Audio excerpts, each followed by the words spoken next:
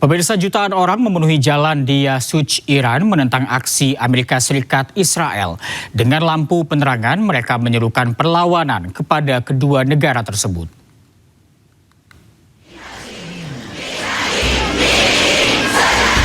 Aksi demonstrasi besar-besaran menentang serangan Amerika Serikat Zionis Israel digelar di Yasuj, Iran. Jutaan orang berkumpul di jalan pada malam hari dengan mengibarkan bendera Iran dan mengangkat foto mendiang pemimpin tertinggi mereka yang gugur atas serangan pada hari Sabtu lalu. Mereka juga menerangi jalan dengan lampu dan menyerukan perlawanan. "Kami berjuang, kami mati, kami tidak menerima penghinaan," teriak jutaan masyarakat Iran dalam aksi ini. Aksi ini merupakan salah satu yang terbesar dari rangkaian aksi di seluruh negeri yang menuntut pertanggungjawaban Amerika Serikat dan Zionis Israel atas serangan mereka yang dinilai ilegal. Tak hanya di Iran, seruan juga datang dari negara lain seperti warga di Amerika Serikat dan India yang menentang perang tersebut.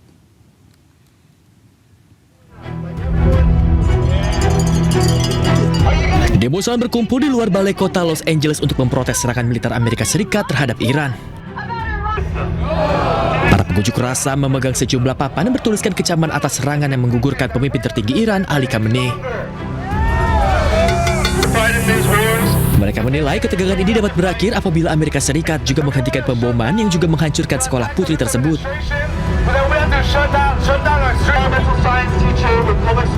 Peserta juga menilai serangan yang menewaskan lebih dari 700 korban ini juga dilandasi oleh kepentingan ekonomi.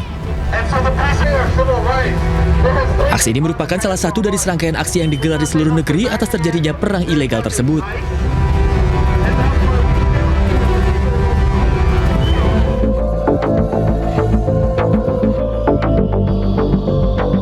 Puluhan ribu demonstran turun ke jalan di Kargil, Ladakh, India pada hari Selasa. Mereka menentang serangan Amerika Serikat Israel terhadap Iran yang menewaskan pemimpin tertinggi Iran, Ayatollah Ali Khamenei.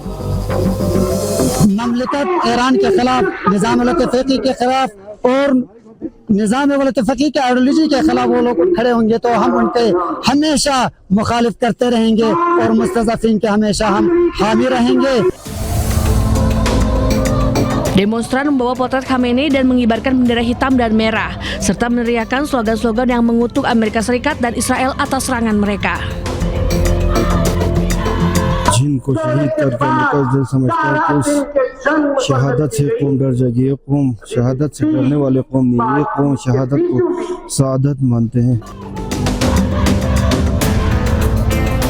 Demonstrasi yang berlangsung damai ini digelar usai serangan Amerika Serikat Israel terhadap Iran pada Sabtu lalu. Serangan tersebut terjadi usai sejumlah pembicaraan terkait program nuklir Iran gagal antara Amerika Serikat dan Iran.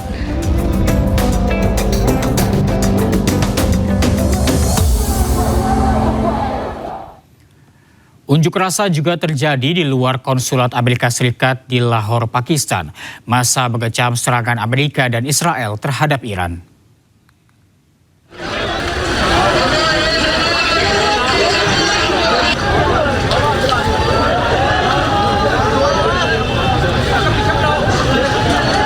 Ratusan orang melempari gedung konsulat Amerika Serikat dengan batu.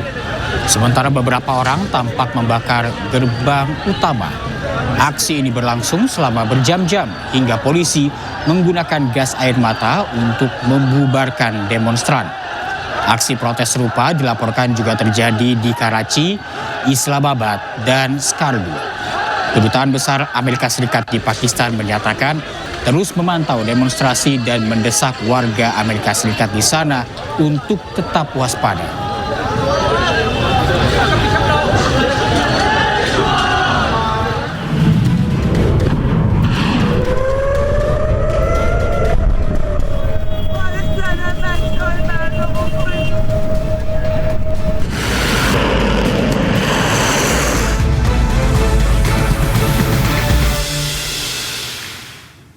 Warga Kabupaten Bener Meriah Aceh dilanda kepanikan usai adanya isu BBM yang hanya tersisa 2 minggu lagi di Indonesia. Akibatnya antrian panjang pun terjadi di sejumlah SPBU. Antrian hingga ratusan meter mengular di sejumlah SPBU yang tersebar di Kabupaten Bener Meriah Aceh. Ratusan kendaraan roda 2 dan roda 4 memadati area SPBU. Bahkan sebagian warga rela mengantri sejak malam untuk mendapatkan BBM. Antrean ini terjadi karena warga mengalami panik buying usai adanya isu BBM di Indonesia hanya tersisa 2 minggu lagi. Padahal pihak SPBU menyebut stok semua jenis bahan bakar dan pasokan dari Pertamina hingga saat ini masih aman.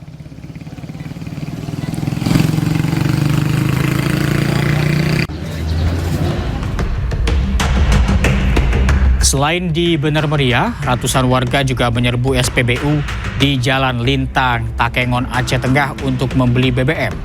Antrean terjadi sejak Rabu sore. Sementara itu antrean kendaraan roda 2 dan roda 4 mengular mencapai ratusan meter.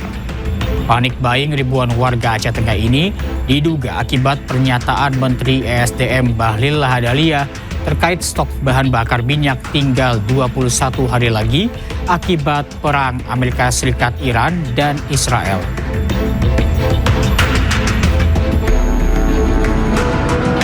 Ini dipicu dari statementnya Menteri ESDM yang menyebutkan stok minyak di Indonesia itu bertahan hanya 21 hari. Mungkin dari dasar itu masyarakat melakukan pembelian minyak secara besar-besaran.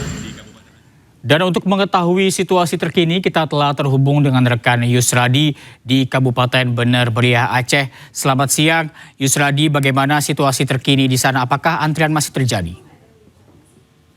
Baik, selamat siang. Sampai hari ini, sampai saat ini di SPBU di wilayah Pantai Raya, Kabupaten Bener Meriah ini masih terjadi antrian yang masih sangat panjang. Antrian ini sebelumnya sudah mengular sejak pagi. Bahkan warga setempat mereka rela mengantri sejak malam sampai kemudian SPBU dibuka di saat pagi hari sekitar jam 8 pagi. Ini saya ingin perlihatkan kondisi masyarakat yang masih mengantri. Suasananya masih cukup ramai. Di sini kita bisa lihat, saksikan bagaimana masyarakat berpanas-panasan mengantri untuk bisa mendapatkan BBM. Tidak hanya roda 2, mobil-mobil juga mengantri sejak dari dalam malam hari. Mereka takut akan kehabisan stok minyak di daerah mereka, sehingga mereka rela mengantri sejak pagi dan rela berpanas-panasan untuk bisa mendapatkan BBM, gitu, Reza. Ya, Yusradi, sebetulnya apa alasan warga ini panik buying untuk membeli BBM dan apakah sudah ada keterangan dari pihak SPBU terkait dengan stok di sana? Baik, Reza. Menurut informasi yang kita dapatkan, kepanikan warga ini akibat ada pernyataan dari Menteri SDM terkait stok BBM untuk Indonesia sendiri 20 hari ke depan. Sehingga itu salah satu memicu kepanikan warga. Kemudian warga Bener Meriah sendiri trauma akibat bencana dalam beberapa waktu lalu. Mereka kehabisan BBM. Mereka tidak bisa mendapatkan BBM. Karena pasokan BBM ke Bener Meriah di saat bencana itu terputus. Karena akses jalan juga terputus. Demikian, Reza. Baik, Yusradi, BBM jenis apa yang paling banyak diburu oleh masyarakat di sana? Untuk saat ini BBM yang paling banyak dicari oleh masyarakat itu BBM jenis Pertalite dan solar. Baik, terima kasih Yusradi atas laporannya. Kami terus tunggu update-nya. Selamat siang, selamat bertugas kembali. Dan pemirsa, Menteri SDM Bahlil Lahadalia pastikan stok BBM untuk Idul Fitri aman meski konflik di Timur Tengah memanas. Bahlil jamin harga BBM bersubsidi tidak akan naik meski saat ini terjadi kenaikan harga minyak dunia.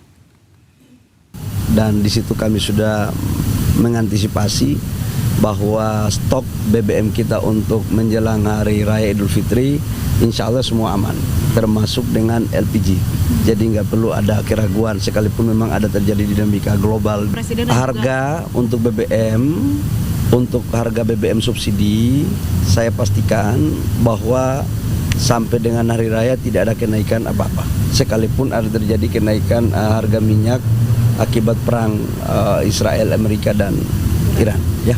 Tetapi kalau untuk harga BBM yang non subsidi itu memang mekanisme pasar dan itu kan sesuai dengan Permen tahun 2022 daripada SDM. Ya. Pak, kemarin kan Bapak bilang ketersediaannya sampai 20 hari ya Pak ya. Itu kira-kira seperti apa itu Pak? Jadi begini, jangan disalah persepsikan. Memang sejak dahulu, sudah sejak lama bahwa kemampuan storage kita, daya tampung BBM kita di Republik Indonesia ini tidak lebih dari 21 sampai dengan 25 hari. Itu kemampuan kita. Jadi standar nasionalnya minimal 20 sampai 21 hari, standar minimal. Karena memang daya tampungnya nggak ada. Nah sekarang ini pemerintah di bawah arahan Bapak Presiden Prabowo memerintahkan kepada kami untuk segera membangun storage supaya ketahanan energi kita ada. Kita ke informasi lain, pemirsa. Di tengah eskalasi konflik yang memanas, pemerintah akan mengevakuasi secara bertahap WNI yang berada di Iran. Pemerintah juga kembali tegaskan siap berdialog dengan Iran dan menjadi mediator dalam perang di Timur Tengah. Eskalasi yang semakin meningkat, tadi siang juga saya sudah memerintahkan kepada dubes kita di Tehran untuk mengambil langkah-langkah evakuasi yang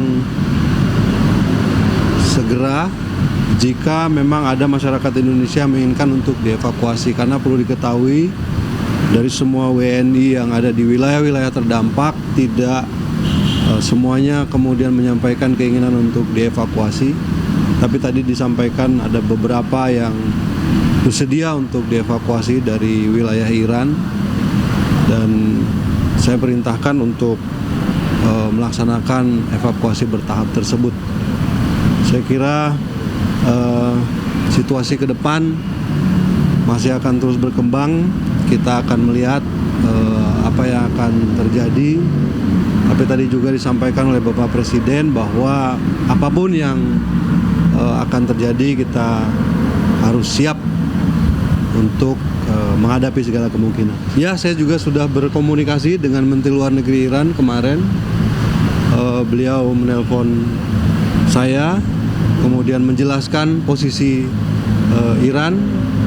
Tentu saja kami menyampaikan juga sikap Indonesia bahwa kita menyesalkan perundingan yang terjadi kemudian gagal, yang berakibat pada terjadinya eskalasi. Kemudian kita juga menekankan lagi prinsip-prinsip penghormatan kita terhadap integritas wilayah, terhadap kedaulatan wilayah suatu negara. Kemudian kita juga menekankan kembali pentingnya untuk kembali ke meja perundingan, dan juga yang pasti kami menyampaikan lagi keinginan dari Bapak Presiden untuk menjadi mediator dalam upaya mendinginkan dan menurunkan eskalasi di wilayah tersebut. Dan ini merupakan pandangan-pandangan yang juga beliau terima. Saya juga menyampaikan concern dari rekan-rekan kita yang ada di negara-negara Teluk terhadap serangan yang mereka dapatkan di wilayah-wilayah mereka. Saya kira itu saja intinya. Ya, seperti yang disampaikan bahwa jika kedua belah pihak berkeinginan, ya Pak Presiden bersedia untuk menjadi mediator. Tetapi kalau misalnya ada pandangan seperti itu, ya kita kembalikan kepada mereka. Yang pasti Indonesia ingin ada dalam posisi bahwa bagaimana kita bisa menjadi jembatan dari perbedaan, menawarkan kesiapan kita, menawarkan